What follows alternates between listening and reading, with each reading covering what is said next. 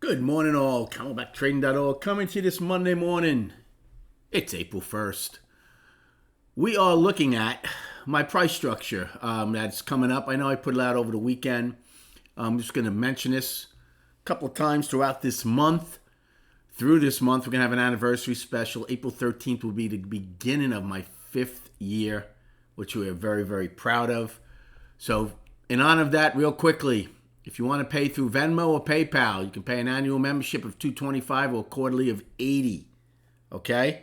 Beginning May 1st, new members will be paying $40 a month, $350 for the annual. Okay? Whoever's in my room, they'll be paying whatever they are already. So you either can take advantage of this special or sign up now for the $30 per month. Okay. Let's get going now to what's really important. That's our trading. So, as you can see, we have new highs here in the S&P in the overnight pre-market, 33.50 in the ES.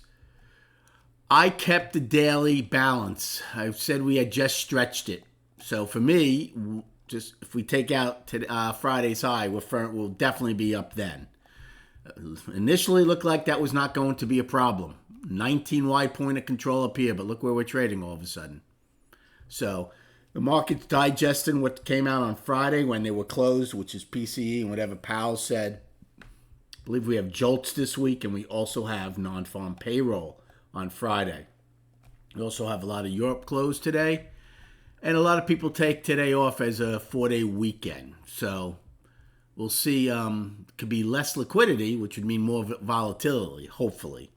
But at any rate, we are pushing down pretty good here pre-market. So a game plan. Well, obviously, we have a new target with the all-time high in the S&P in the overnight.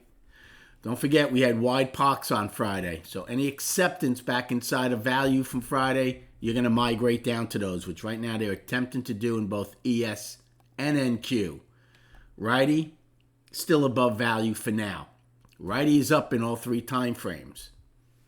So, with 70 minutes to go, depending on where the overnight low is, if it's somewhere around here, near the POC, it's definitely worth a fade against, right? And then you could use a couple of points below the point of control as you're out. Value would be unchanged.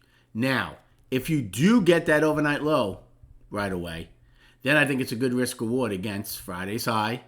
You could use the all-time high as you're out, okay? Which is only a point and change, 2 points higher. However, if we don't get the overnight low, I'm not saying you can't take that trade, but I'd definitely be out above the all-time high because then eventually we'll see if they go for the pre-market all-time high.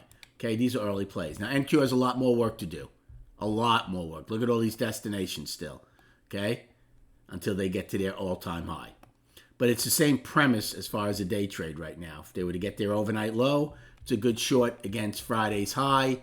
And then you could use, for argument's sake, overnight halfback as you're out. Okay? And then chart-wise, just going to show you the daily. Again, some people might be calling this up, and that's fine. I want the bulls to prove to me that they could take out Friday's high, and then I would put them up. We all one time framing up 2 days in a row. Believe it or not, the volume did end up in the top 10, but like I said, you got to take that very lightly because it was a quarterly expiration. So if we take out Friday's low, still just a 6-day balance.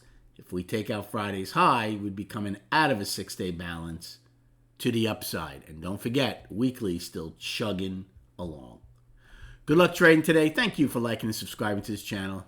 And we'll recap at 4 p.m.